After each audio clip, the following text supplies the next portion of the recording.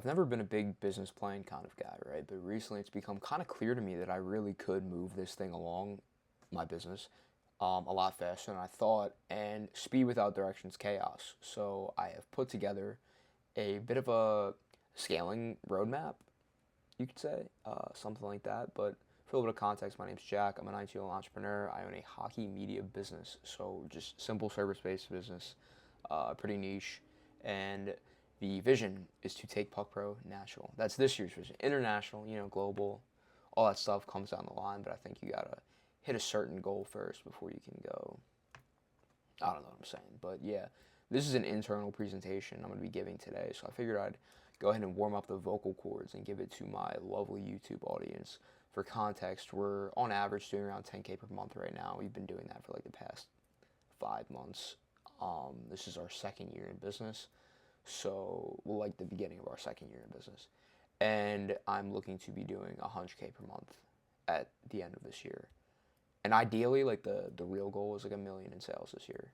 That's less so about the monetary amount and more so what I envision the business being like when we hit that monetary amount. So let's get into what I envision the business looking like, because one of the things that hit me right away with the discussion of speed and how quickly we can move is like I need to be focused on the very few things that actually matter to move the ball forward. So I'd encourage you to try to look through this with my lens and see how you could apply it to your business, because I've become very big on priorities, very big on focus, and that's kind of what this presentation talks about. So let's go. So taking Puck Pro National, what's our core business problem? What are we here to do? What are we here to solve?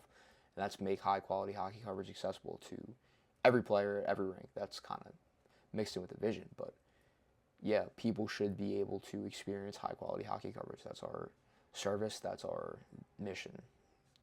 Operating priorities, what do we need to do? Build a world class team and scale operations to new locations.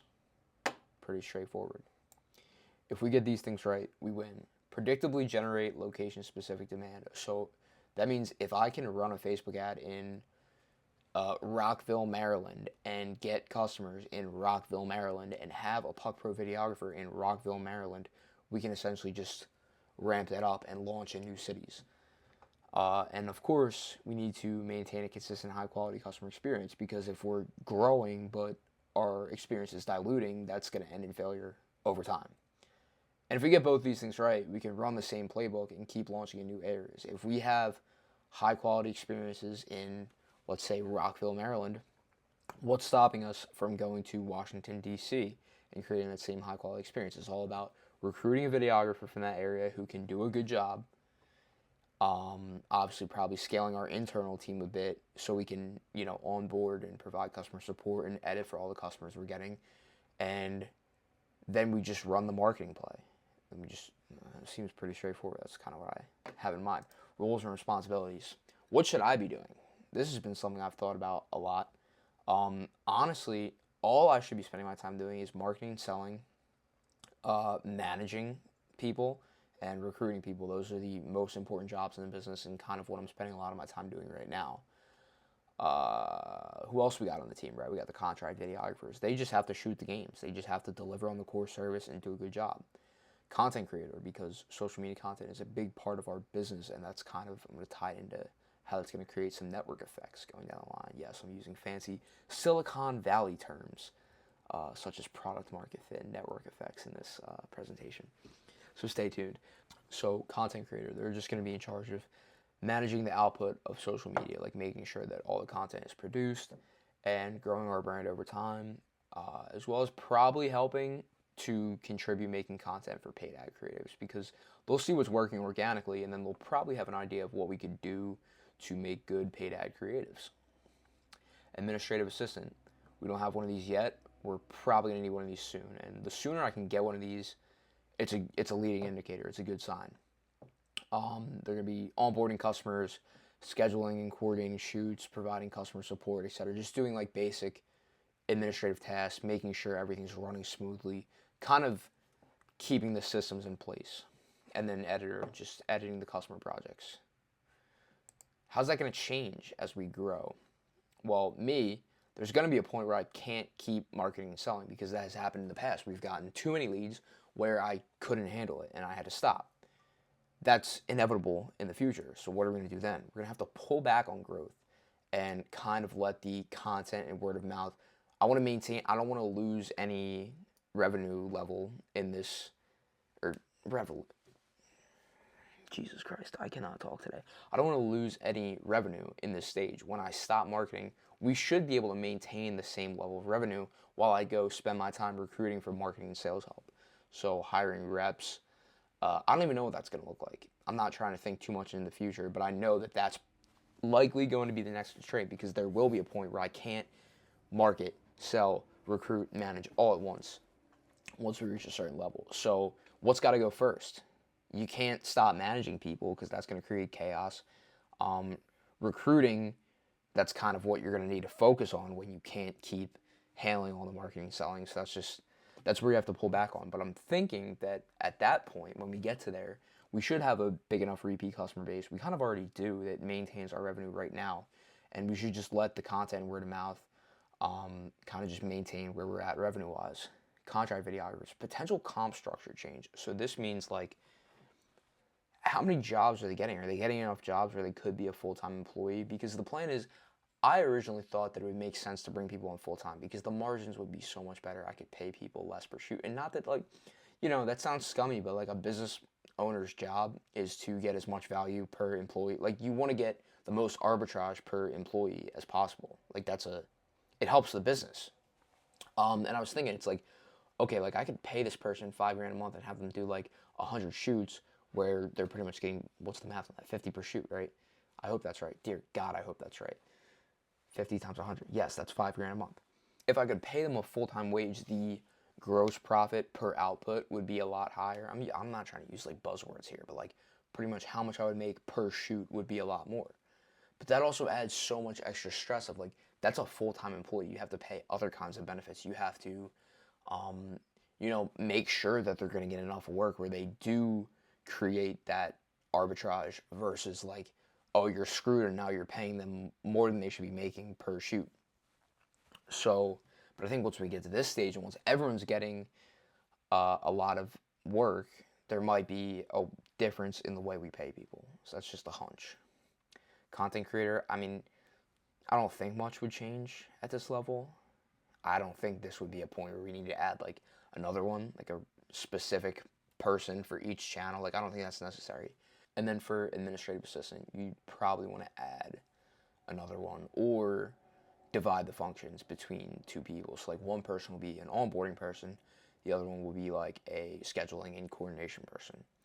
And then editors, we're definitely going to have to add editors at this stage. We might have to add editors, honestly, before any of this stuff happens. Like, realistically, we probably will. So it's just a glimpse in the future. What just happened? Core systems. What do we need to do to make sure everything runs smoothly? So we need a customer onboarding and a post-shoot nurture system, which we already have in place, but we just haven't, like, we don't have anyone dedicated to it yet. So like, that works. We need to maintain that. Videographer and editor management, we have that in place too. That works. We need to maintain that. Finance and payroll, we don't really have this in place at all, but I need to make sure everyone's getting paid on time, everyone's getting paid properly, and I don't know what that's going to look like, but the more money we make, that's obviously going to get more complex. So we need some kind of system in place. Lead nurture and CRM management, we have a system for this. I did it the whole time we were getting to that 10K per month, where we became supply constrained and couldn't handle all the demand we were getting. I have pipelines set up, so it's just a matter of training people on how to use those pipelines and making sure the CRM doesn't get crazy, because it got crazy in the past. Data, I'm not entirely sure about this one, because a lot of people say that you really don't need any data in the beginning, and it can honestly just like overcomplicate things. So I'm not positive how we're gonna approach this, but like, dashboards of the KPIs, which is just like making sure the videographer, even if it's just me seeing it, even if only I have the data, it's probably like, there are certain things we do need to track, like making sure our customers are happy, so like CSAT, Net Promoter Score, etc., and making sure the videographers are doing the job, which I have an internal grading system for that called the CSQ score. I'm not going to get into that, but, and then recruiting / employee onboarding. I kind of already have an employee onboarding system, because that's what I'm actively working on right now. Like, I'm actively bringing people in, talking to new people, seeing like, okay, who can work here, who would do a good job. And the TLDR of this is just eliminate confusion in operations through a standard way of doing things. Pretty straightforward. You need to have systems in place to make sure when you grow, things don't get too crazy. And I'm speaking in the future here. Like, that should be a caveat you take with watching this presentation. This is base assumptions. You never really know what's going to happen. But based on what I know about our business, based on what I know about where we're trying to go, how we're going to get there, this is the stuff that seems important. Organizational structure. This was one that I kind of got wrong at first. I was ready to just hire my ass off. But the more lately, so honestly, the whole thing that inspired this presentation is I've been getting really into the Silicon Valley people. So like Y Combinator, Reid Hoffman, watching he's like one of the founders of LinkedIn, watching his lectures around blitzscaling and the concept of just like growing so fast and like what needs to be in place. Sam Altman, the OpenAI CEO, like a lot of that stuff, they all talk about how you should really try to get to as high of a user base with as little of a staff as possible, like if you can. So staying lean, hiring as little as possible, only roles that directly drive scaling. So like each marginal hire should create direct output of more customers or making more customers worth more. If they're not doing that, we shouldn't be hiring them. So for example, going back to this one, right? So when I can't handle all the marketing selling, we hire a sales guy, and that does directly increase marginal output per hire. Or, when we're getting so many customers that our administrative assistant can't handle the proper onboarding, we add a new one, and they can increase our capacity for customers. So that's what I mean by just making people. Was that only one slide? I don't know. Only hiring people when we need to, pretty much. And then manage through values and maintain culture with every hire. This is something I've gotten really clear on and relentless on. I've talked about this in other videos, so I'm not going to go too in depth, but I pretty much created a whole 15-page document of who we are, why we do things the way we do things, where we're trying to go, and our relentless values that I'm going to make sure are followed, because I think that's important. And another thing, circling back to the Y Combinator and Silicon Valley people who literally own the biggest businesses in the world, they all talk about how companies scale a lot smoother when you have set values in place, like a set way of doing things. It allows you to just know that everyone's making decisions on the same mindset. Like, they're thinking through your values when they're making decisions, so you don't really have to worry about what everyone's doing because they're all operating under the same values. Yeah, and that maintains the culture. Maintain alignment. So this is another thing that they talked about. A lot of this really is inspiration from watching how these guys talk about scaling a startup. Maintain alignment. At any given stage, all team members should know exactly what we're working on and why, which is why I'm giving this presentation later today. Okay. TLDR. Hire selectively and only when we need to. Boom. Product market fit. Here we go with these fancy fucking terms, right? Maximize leverage from hyper adopters. So hyper adopters, what I mean by that is we have obviously our customer base is hockey players, but there's segments of hockey players, and what I would consider our hyper adopters are the individual players who want to get recruited, who hire us to film multiple games throughout the season, a lot. They consistently need footage, repeat, easy, boom. How can we further tailor the product to what they need? Because they have the highest lifetime gross profit.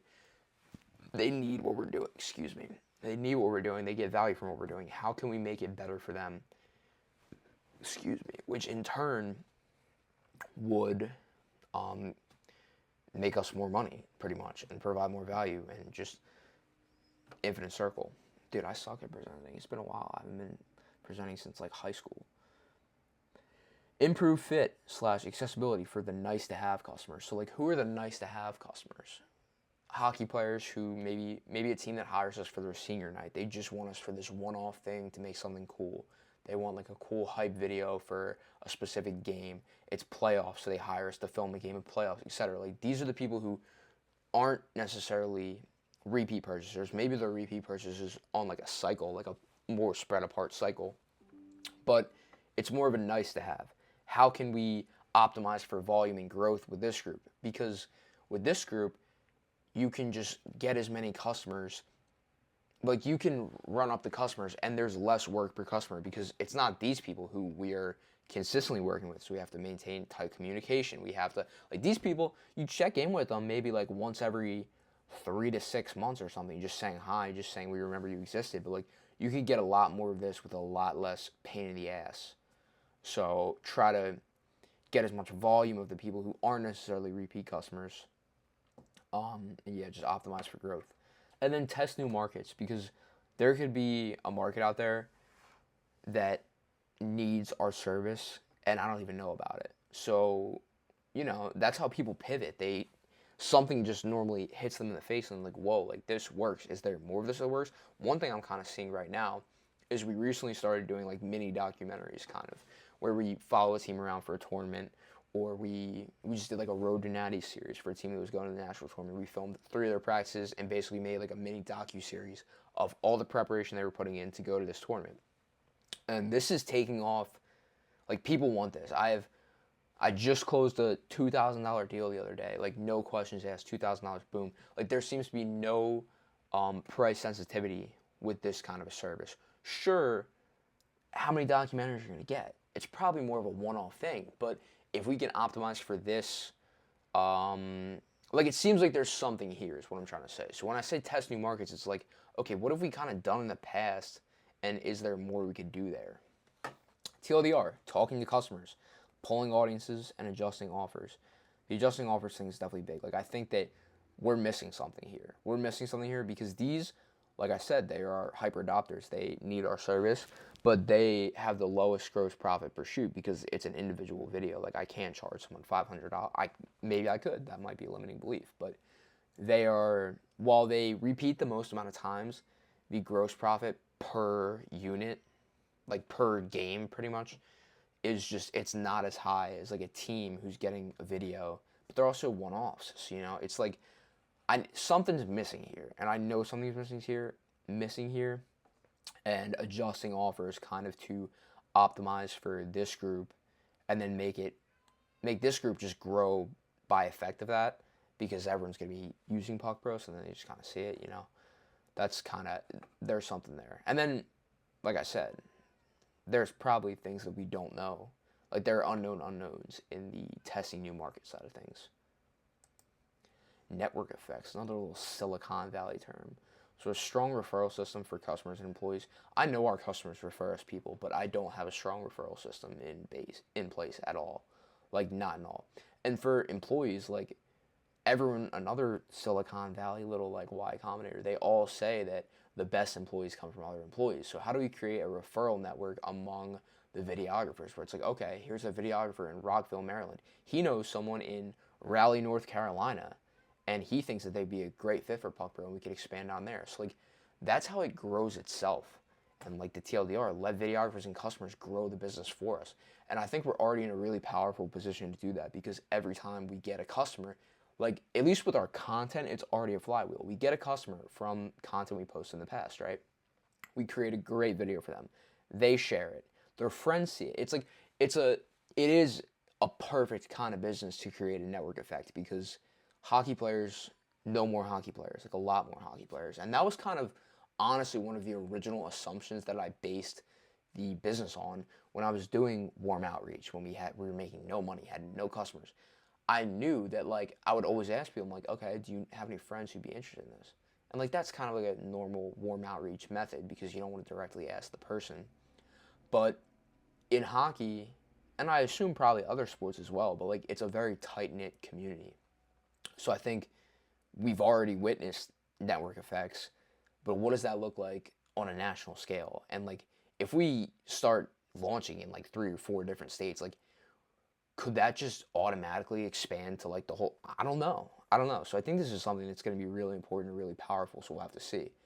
I just use the term launch in new locations. So like, what I talked about is, if we can generate location-specific demand, we can launch in new locations. And the whole idea is like, we'll be like, Puck Bros coming to a city near you, blah, blah, blah, build up hype, build a wait list. And we kind of just go from location to location that way. And we add some resistance, so it kind of brings people, like, we want to have demand before we go to a location. So, um, if someone's asking for puck, like, I don't know how, this is an idea I still have to work on, the resistance part, because you don't want to just go where you're not being asked. You want to already have people asking before you go. And that's kind of ties in like the network effects of just word spreading. That was poorly articulated slide. Excuse me. Marketing. We have to double and triple, quadruple, just go all in on organic social, because we are missing out. Like, we do well. I know for a fact we could step up to a level that, like, I can't even comprehend right now. And a lot of that will have to do with bringing on the full-time content creator, which will help, because that'll be his job. He'll have, like, that's all he's got. So if that's going to be a full-time role, there's so much we could do here. Although we're doing, like, well, we could be doing so much better and so much more. So I honestly think, like, we could build such a powerful social media presence where we get all of our leads from social media. I think that's possible. But then location-specific paid ads / like direct response marketing, that would be a huge unlock. If I can figure out how to, I've tried this in the past. I haven't even done too much looking into it. I think it wouldn't be that hard. If I can launch an ad for Rockville, Maryland, and generate demand in Rockville, Maryland, and then get a specific person working those Rockville, Maryland leads, and then have a videographer fulfilling on that, like, that's a plug and play system everywhere. As long as the LTV to CAC is proper and you have your financials right and you're getting cash flow and getting a good return on ad spend, like, you can just do that.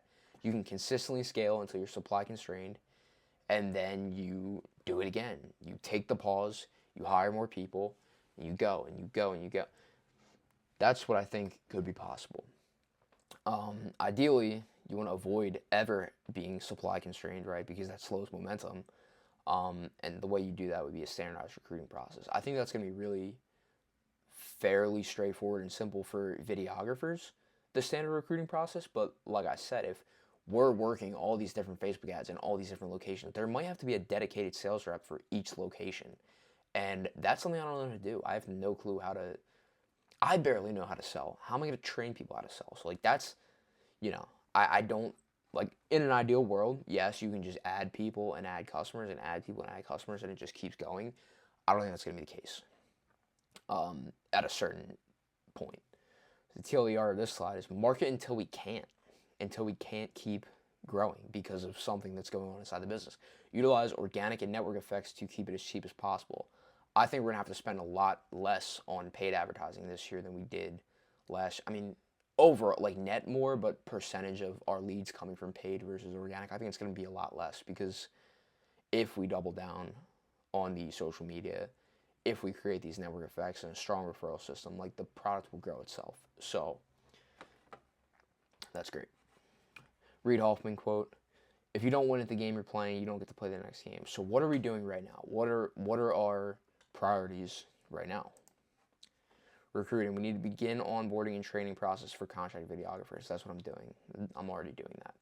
Marketing. We need to run a short-term editing offer. So just getting a little bit of cash flow, a little bit of practice in managing editors and operations, like onboarding and stuff like that, just to kind of dip our toes in the water of what growing this would look like.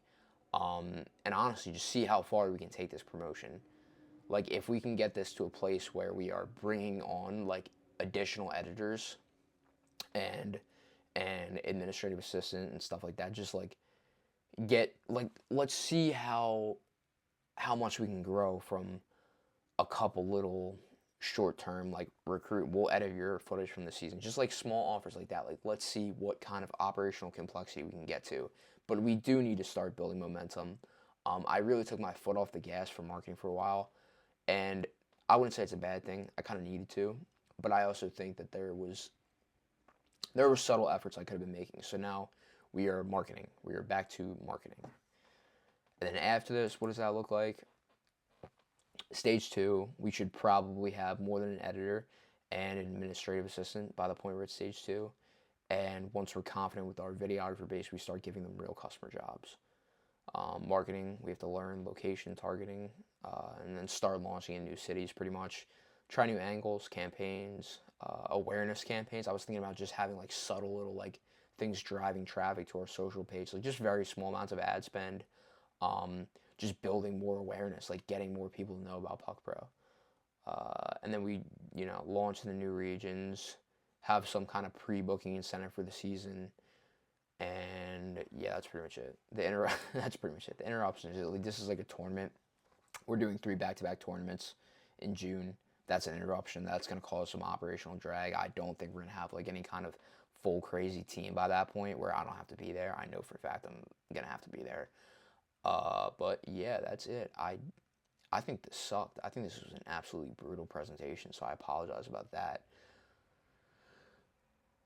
Yeah, my underlying assumption is that if we can create location specific demand and maintain a high quality customer experience, we can be in like all over the place this year. We can exceed that 100 grand per month revenue like pretty easily because it's a plug and play system at that point, and that's my hypothesis. And those are all the things we kind of have to do to get there. This is kind of a different style of YouTube video, so I'm interested to hear what you guys think. I personally wasn't a fan of whatever just came out of my mouth, but it's good. It's a good practice. Yeah, Jesus, that was hard. That was a lot of talking. That's all I got, I guess. Let me know what you guys think. Hopefully you can apply this to your business. This was kind of like an absolute clusterfuck of ideas. Oh, and by the way, I should have mentioned this at the beginning. My voice is probably all timed off with the recording because I'm recording on a mic and recording my face on the computer. So I hope it's not too messed up. But that's it, guys. Connect with me on LinkedIn. I'm posting on LinkedIn now. A lot of writing posts. I just made a post on YouTube where you can find my LinkedIn profile. And yeah, that's it. That's it for today. Jeez.